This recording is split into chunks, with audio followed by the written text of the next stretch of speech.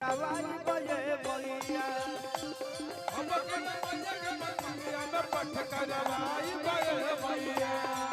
ए सैया हो जमल करिया में पठ करवाई बजे मैया अब के मंदिरिया में जाई के पठ करवाई बजे मैया अरे जगल बगल हो रहू लगतिया लगाई बजे मैया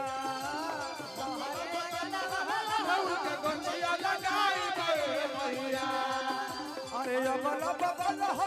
रहू लगतिया लगाई बजे मैया सैया हो जमल करिया में पठ करवाई बजे मैया मैया के मंदिरिया में सजिया के पठ करवाई बजे मैया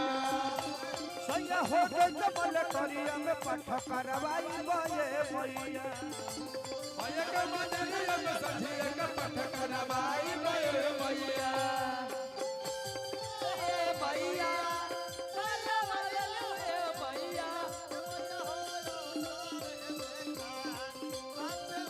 अरे दिया हो दिया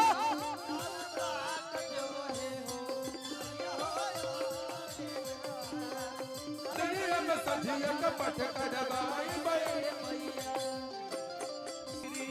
हम बनवाई बजे मैया माई हो रामुरी मंदिरिया हम बनाई बजे मैया मैया गैया के खिलुआ हम चलाई बजे मैया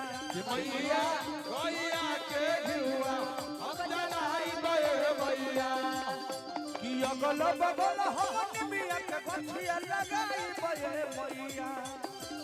अगल बगल हम निमिया के गछिया लगाई बजे मैया अरे सोया हो जमल करिया में पठ करवाई बजे मैया सैया हो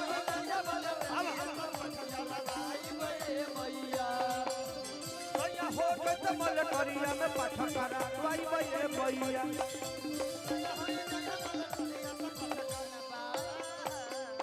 वाह सुंदर सा भजन प्रमोद प्रेम यादव जी ने निमिया के गछिया मंदिर के चारों ओर लगवाए बेसैया बहुत सुंदर भक्ति माहौल था हम लोग आए हैं जैसा आदेश वैसा कार्यक्रम आप तमाम संगीत प्रेमियों के बीच करूंगा और ऐसा ही चाहूंगा कि एक और प्यारा सा भजन